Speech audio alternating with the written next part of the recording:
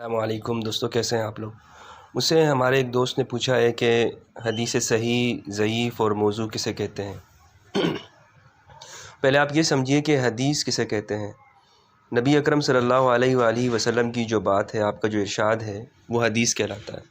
یعنی حضرت محمد صلی اللہ علیہ وآلہ وسلم، پروفٹ محمد نے جو بات ارشاد فرمائی ہے، وہ حدیث ہوتی ہے۔ ایک ہے قرآن جو آپ کو دیا گیا، جو آپ پر 23 سال میں اترا، 23 ایئرز میں کمپلیٹ ہوا، اور دوسری ہے حدیث۔ حدیث یہ یاد رکھیں کہ پروفٹ کے زمانے میں نہیں لکھی گئی ہیں، یعنی حدیثیں جو ہیں وہ 100-200 سال بعد میں جمع کی گئی ہیں۔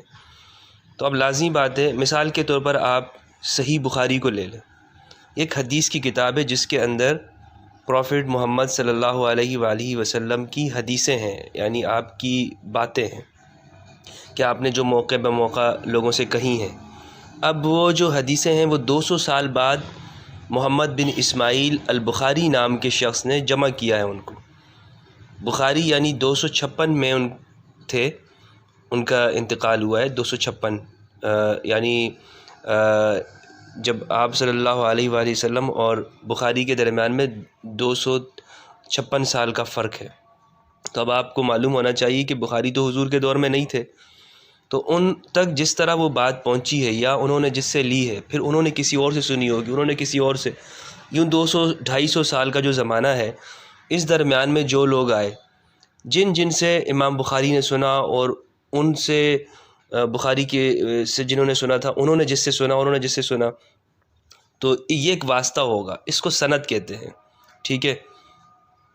اب یہ جو لوگ جن سے سنا تھا، یہ جس بھی لیول کے ہوں گے، ان میں سے کوئی سچا ہوگا، کوئی جھوٹا ہوگا، کوئی بہت زیادہ اچھا ہوگا، تو جو جس طرح کے شخص ہوگا، اس طرح پھر اس حدیث کے لیول میں فرق ہوتا جائے گا، اس کی کوالٹی کے اندر، کہ یہ کس درجے کی ہے۔ اب اگر سارے کے سارے، یعنی امام بخاری کے زمانے سے لے کر حضور کے دور تک سارے کے سارے جتنے لوگ ہوں بالکل ٹھیک ہوں، نہ ان میں سے کوئی جھوٹا ہو، نہ ان میں سے کوئی غلط کام کسی نے کیا ہو، تو وہ پھر حدیث کیا کہلائے گی؟ صحیح کہلائے گی۔ اور اگر ان میں کوئی بھی ایک ایسا شخص ہو کہ جس نے کبھی زندگی میں جھوٹ بولا ہوگا، یا کسی کو نقصان دیا ہوگا، عادل نہیں ہوگا، تو یہ حدیث کیا ہو جائے گی؟ اپنے مرتبے سے گر کر یہ حدیث خراب ہو جائے گی۔ اگر جھوٹ بولا ہوگا تو حدیث من گڑت ہوگی، یعنی اس حدیث کا اعتبار ہی نہیں ہوگا کہ اس کے اندر ایسا بندہ آ گیا ہے کہ جو جھوٹ بولنے والا ہے۔ تو اب وہ محدثین کہتے ہیں کہ یہ حدیث اپنے معیار سے گر گئی ہے، یہ اب صحیح نہیں رہی ہے۔ تو صحیح تب ہوتی کہ اس کے اندر سارے کے سارے جو امام بخاری تک، یعنی 256 سال تک کے عرصے میں تک جو پہنچی ہے یہ بات، اس کے اندر ہر شخص جس سے یہ بات ملی ہے، وہ سچا ہونا چاہیے، اس کا حافظہ قوی ہونا چاہیے، وہ اپنی بات کو بھول نہ جاتا ہو، تام و ضبط ہو، عادل ہو، ثقہ ہو، اس پہ لوگ بھروسہ کرتے ہو، ٹرسٹ کرتے ہو، ایسا بندہ ہو۔ اگر ان میں کوئی بندہ اس لیول سے گر گیا تو وہ حدیث کیا ہو جائے گی؟ کم ہو جائے گی۔ اب یوں ہی آپ سمجھیں، اس میں پھر حدیث کے نام الگ الگ پڑ جائیں گے، سارے صحیح ہوں وہ سارے بندے تو حدیث بھی صحیح ہوگی، اور اگر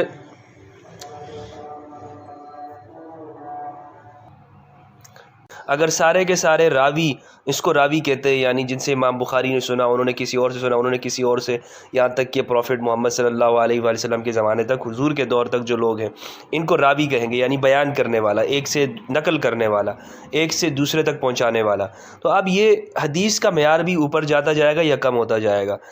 تو یہ اگر ان میں سے کوئی بھی جھوٹا ہوگا تو حدیث پوری کی پوری کیا ہوگی؟ یعنی ہم یہ کہیں گے کہ یہ پروفٹ کی بات نہیں ہے، یہ حدیث نہیں ہے، ٹھیک ہے۔ یہ بات آپ کو سمجھ میں آ گئی؟ یعنی موضوع کا مطلب ہوتا ہے جھوٹی حدیث، جھوٹی بات کسی نے ویسے ہی حضور تک پہنچا دی ہے۔ تو بندوں کے اوپر جو ہے، اب یہ کیسے معلوم ہوگا کہ جی یہ بندہ سچا ہے، یہ جھوٹا ہے؟ تو یہ بھی 100 سال 200 سال، یعنی پروفٹ کے زمانے کے بعد 300 سال 400 سال بعد تک یہ جو لوگ ہیں، ان سب کا بایو ڈیٹا جو ہے وہ بکس کے اندر لکھا ہوا ہے۔ ان کو علم، اس کا پورا ایک فن ہے، علم الجرح والتعدیل کے نام سے اس پر کتابیں لکھی ہیں۔ امام شعبہ ابن الحجاج کے زمانے سے لے کر بعد کے متاخرین، امام ابن حجر عسقلانی تک، الاصابہ اور تہذیب التہذیب اسی طرح آپ آگے چلتے جائیں، پیچھے جائیں تو امام ذہبی کی ہیں اور امام ابو زرع کی ہیں. یہ اپنے زمانے میں ہر ایک نے اس پہ کام کیا ہوا ہے. امام مزی ہیں. تو کہنے کا مقصد یہ ہے کہ ان کتابوں کے اندر لکھا ہوا ہے کہ اگر امام بخاری کی اگر آپ صحیح اٹھا کے دیکھ لیں، کتاب اٹھا کے دیکھ لیں جس کا نام صحیح البخاری ہے، اس میں ایک حدیث ہے. تو وہ حدیث اس کا اب وہ حدیث لازمی بات ہے کہ امام بخاری نے تو خود حضور سے نہیں سنی نا، کیونکہ 256 سال بعد آئے ہیں. ٹھیک ہے، ان کا انتقال 256 میں ہوتا ہے، یعنی تیسری صدی میں ہجری میں ان کا انتقال ہوتا ہے. تو کسی سے سنی ہے. اب وہ بندہ کس طرح کا ہے جس سے سنا تھا، انہوں نے پھر آگے کس سے سنا، یہ کتابوں میں لکھا ہوا ہے کہ بھائی وہ بندہ اس طرح کے تھے، وہ فلاں فلاں کے زمانے میں تھے، فلاں بادشاہ تھا ان کے زمانے میں، فلاں جگہ یہ کام کرتے تھے، فلاں ان کا پیشہ تھا، فلاں عمر تھی، فلاں ان کا والد ہے، فلاں ان کا بھائی ہے، اور یہ اتنی سال میں یہ پیدا ہوئے، اتنے سال میں ان کا انتقال ہوا، یہاں پڑھا، اس استاد سے پڑھا، اس مدرسے میں گئے، اس جگہ علم حاصل کیا، کس جگہ نوکری کی، کیا کاروبار، یہ سب کچھ جو ہے ان کتابوں کے اندر لکھا ہوا ہے. ایک ایک بات اس کے اندر لکھی ہوئی ہے. تو ان کتابوں میں جا کر یہاں تک کہ صحابہ کے اوپر بھی جو ہے وہ کتابیں لکھی ہوئی ہیں. وسط الغابہ ہے، وسط الغابہ فی معرفت صحابہ، طبقات ابن سعد ہے. یہ کتابیں ان کے اندر اصحاب کرام کے پر بھی لکھا ہوا ہے، یعنی یہ صحابی کس درجے کے تھے، حضرت ابوبکر صدیق کیا کرتے تھے، کب پیدا ہوئے، کب اسلام لایا، وغیرہ وغیرہ سب اس میں لکھا ہوا ہے. حضرت عمر کے بارے میں لکھا ہوا ہے. امام ذہبی کی سیرت النبی ہے جو سیر اعلام النبلاء کے اندر ہے. تو کہنے کا مقصد یہ کتابیں جو ہیں ان کے اندر ہر شخص کے بارے میں لکھا ہے. وہاں سے پھر حدیث کے جو لوگ ہوتے ہیں وہ جاتے ہیں اور لوگوں کا ڈیٹا وہاں سے لیتے ہیں اور معلوم کرتے ہیں کہ جی یہ حدیث کس درجے کی اور کس لیول کی یہ حدیث ہے. تو اگر آپ کو کوئی بھی حدیث سناتا ہے، مثلا یہ میں آپ کو یہ ویڈیو اس لیے بنا رہا ہوں کہ اگر آپ کو کوئی کہتا ہے کہ جی یہ بات حدیث میں آئی ہے، تو آپ نے آنکھیں بند کر کے اس کو نہیں ماننا ہے کہ جی یہ بندہ کہہ رہا ہے کہ جی یہ حدیث میں آئی ہے تو اب میں نے اس کو مان لینا ہے. کیونکہ اس نام پہ لوگ بہت دھوکہ دیتے ہیں کہ جی حدیث میں آئی ہے تو یہ کام کر لو. بہت سی حدیثیں اس طرح کی ملتی ہیں کہ جی بینگن جو ہے یہ بیماری ہے، کوئی کہتا ہے کہ جی فلاں دن میں یہ کام کر لو تو یہ ہو جائے گا، کسی نے کہ حدیث بنا دی کہ جی رجب کے اندر مہینے میں اتنی رکعت نماز پڑھ لے تو سارے گناہ معاف ہو جائیں گے، وغیرہ وغیرہ. بہت سی حدیثیں جو ہے وہ بنائی ہوئی ہیں. تو یہ معلوم کیسے ہوگا کون سی جھوٹی حدیثیں؟ اس پر بھی کتابیں لکھی ہوئی ہیں. ملا علی قاری کی موضوعات ہے، ابن جوزی کی موضوعات ہے، ان کتابوں کے اندر یہ ہے. شیخ البانی نے بھی اس پر کام کیا ہوا ہے، استاد حسن ثقاف نے بھی اس پہ کام کیا ہے. تو ان کتابوں کے اندر یہ سارا کا سارا علم پڑا ہوا ہے. اب ہمارا کام یہ ہے کہ ہم جو ہے وہ کسی کی بات کو کہ جی اس نے حدیث کے نام سے ہمیں بتا دیا، تو ہمارا کام یہ ہے کہ ہم ریسرچ کریں، ان کتابوں کو کھنگالیں.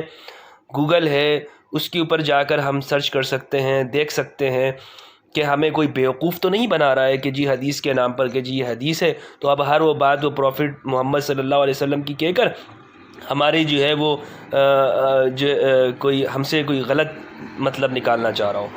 تو اس کو حدیث کہتے ہیں میرے بھائی. اس کو حدیث صحیح ہے، ضعیف ہے. ضعیف کمزور کو کہتے ہیں، صحیح یعنی بہتر ہے، صحیح ہے، اس سے بات لی جا سکتی ہے. پھر اس حدیث کے اندر آگے آتا ہے کہ جی موضوع من گڑت یعنی جھوٹی ہے، اس سے یہ جو ہے اس سے کوئی بات نہیں لی جائے گی. بہت بہت شکریہ.